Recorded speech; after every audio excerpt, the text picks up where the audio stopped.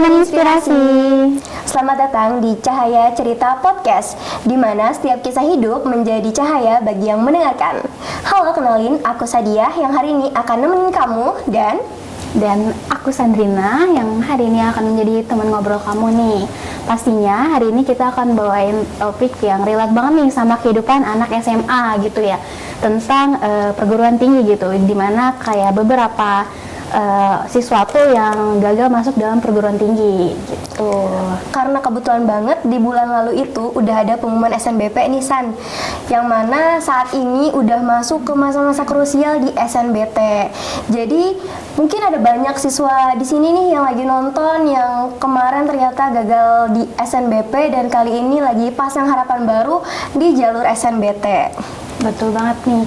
Nah, seperti yang ada di informasi yang kita tahu gitu ya, bahwa pada tahun 2023 ini ada sekitar 663.000 peserta yang masuk perguruan tinggi, yang bahwa hanya sekitar 143 ribuan yang keterima gitu.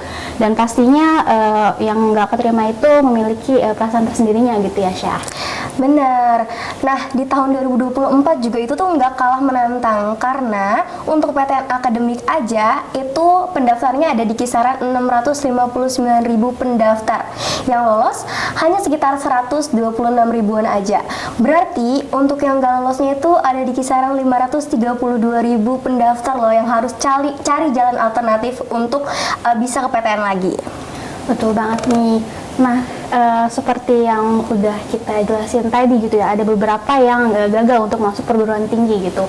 Nah, di sini kita juga ada beberapa narasumber yang pastinya memiliki kisah-kisah yang relate sama apa yang kita bahas tadi gitu, Syah.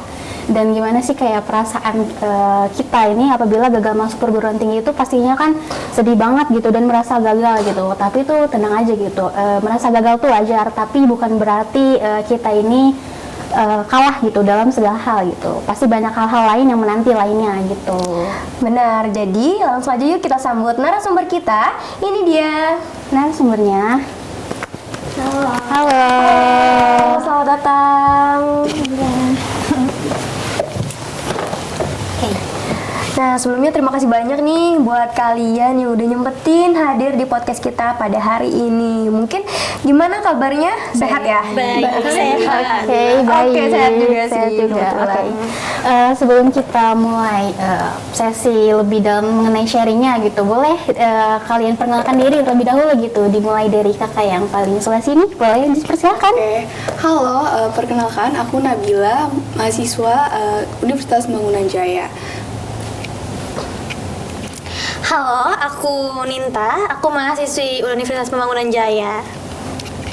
Halo, aku Rahelia, aku juga mahasiswi program studi mahasiswi Universitas Pembangunan Jaya. Nah, dari kakak-kakak ini bisa diperkenalkan terlebih dahulu gimana sih aktivitas kalian untuk saat ini gitu di universitas kalian gitu. Oke, kalau aku sendiri aku ikut organisasi di dalam kampus maupun di luar kampus. Kalau di kampus itu aku ikut UKM badminton, kalau di luar kampus aku ikut komunitas mental health gitu. Oke, kalau misalkan aku sendiri, kesibukan aku saat ini, apalagi di semester 4, aku sedang mengikuti sebuah organisasi, itu himpunan dari program studi aku. Oke, kalau aku kesibukannya sama, aku organisasi internal di program studi aku, dan akhir-akhir ini juga aku lagi ikut freelance nambah uang jajan. Mantap banget ya, berarti sekarang lagi banyak duit nih atau gimana? Oke, berarti bisa dibilang narasumber kita ini memiliki aktivitas yang cukup aktif gitu ya, Syah, di universitasnya gitu. Betul, jadi kita langsung aja kali ya tanya-tanya nih ke inti pertanyaan kita. Nah, Boleh. mungkin aku pengen dengar dulu nih, kira-kira kalian sebelum masuk ke PTS ini kan kalian tentu ada rasa pengen ke PTN dulu kan? Ya, bisa nggak sih cerita nih, sharing-sharing sedikit gimana perjuangan kalian saat itu sebelum kalian masuk ke PTS gitu? Oke, boleh dari aku. Oke, jadi aku itu di SMA itu termasuk mahasiswa eligible. Jadi aku tuh masuk pilih ke SNBP dulu. Ternyata pas di SNBP itu nggak keterima, lalu aku coba ke SNBT. Aku milih 2 pilihan di UGM sama di UNS gitu. Tapi keduanya itu nggak keterima juga gitu. Jadi aku untuk daftar ke PTS ini untuk jadi cadangan sebenarnya. Oke, kalau dari Mbak Ninta? Mungkin manggilnya Kak Ajeng ya. Oke, boleh. Kalau dari aku sendiri itu sama kayak Nabila. Aku tuh juga termasuk siswa yang eligible waktu SMK dulu. Terus selama aku masuk eligible, aku mendaftarkan diri di PTN negeri itu UPN Veteran Jakarta dengan jurusan manajemen.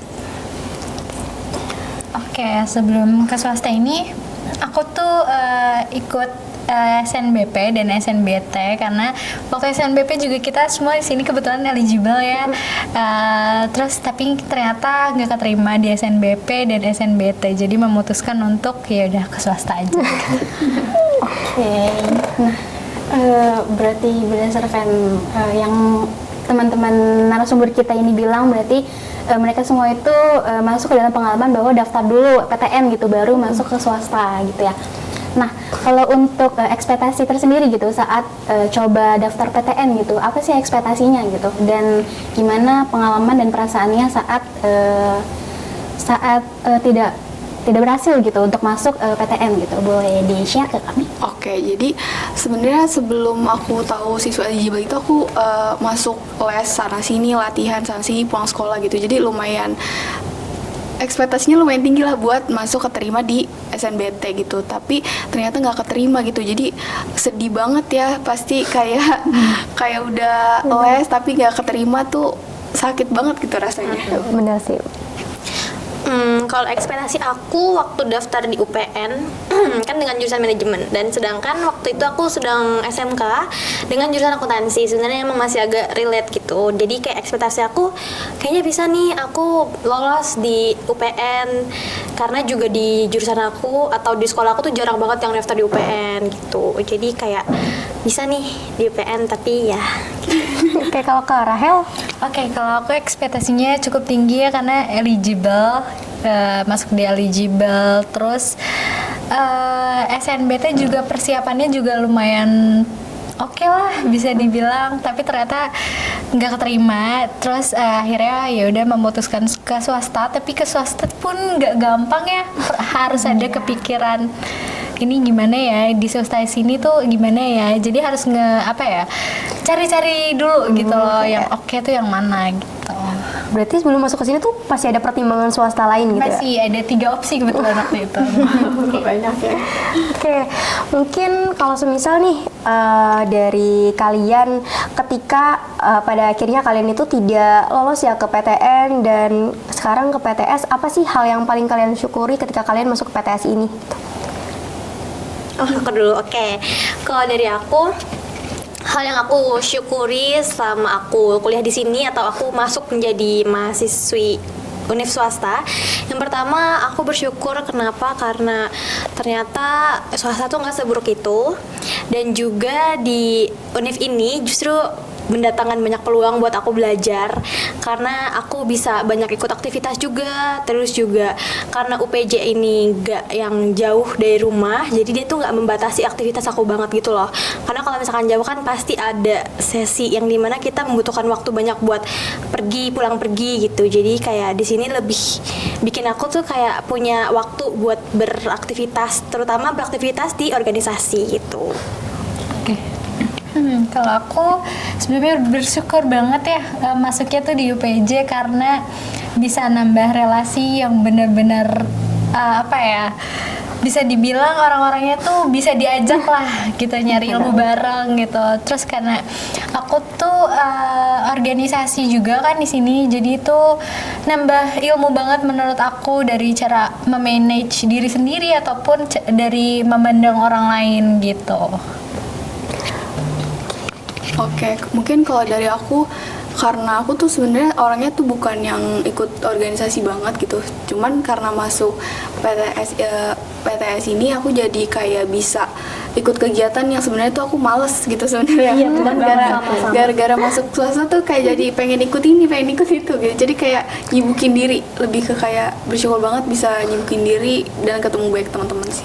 Oke, bagus sih itu ya. Jadi kayak nggak stuck di situ aja gitu loh. Betul banget. Iya, betul.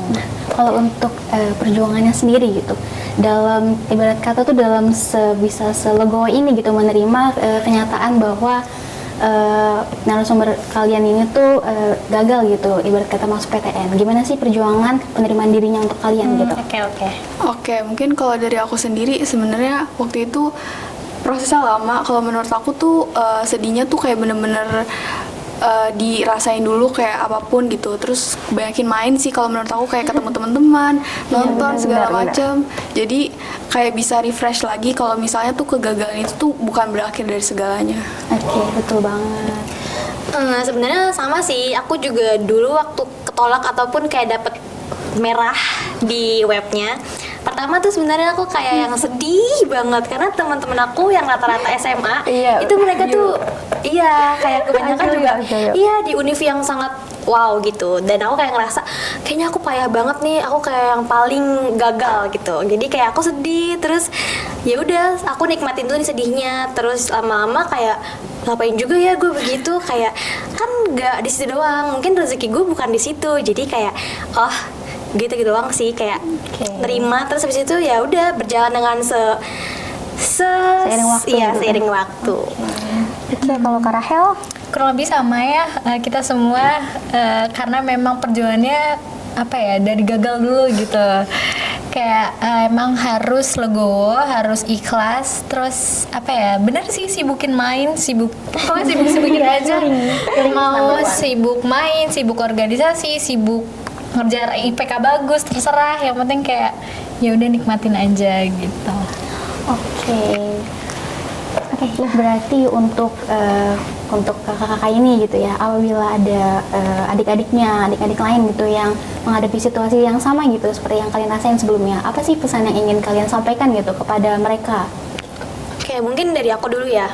Misalkan kan tadi aku kayak ngerasa tertinggal nih karena teman-teman aku pada keterima di PTN. Mungkin buat yang lagi berjuang sekarang, mungkin yang masih baru berproses, itu terus aja proses, jangan kayak mikir kayaknya gue bakal gagal deh, karena kita nggak ada yang tahu gitu kalau kita nggak nyoba. Terus kalau misalkan kalian gagal, itu jangan kayak langsung yang down banget sampai nggak mau coba-coba lagi, karena kayak justru di masa-masa muda ini nih kita harus ngabisin stok gagal kita gitu. Bagus banget sih.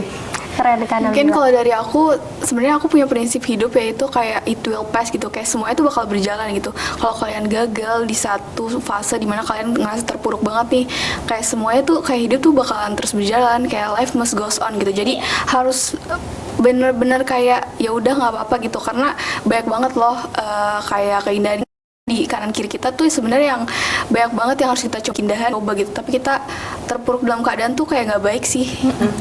Tuh, terakhir Kak Rahel. Oke, pesan dari aku mungkin ya harus usaha, diiringin sama doa, karena emang 2 poin itu adalah terpenting.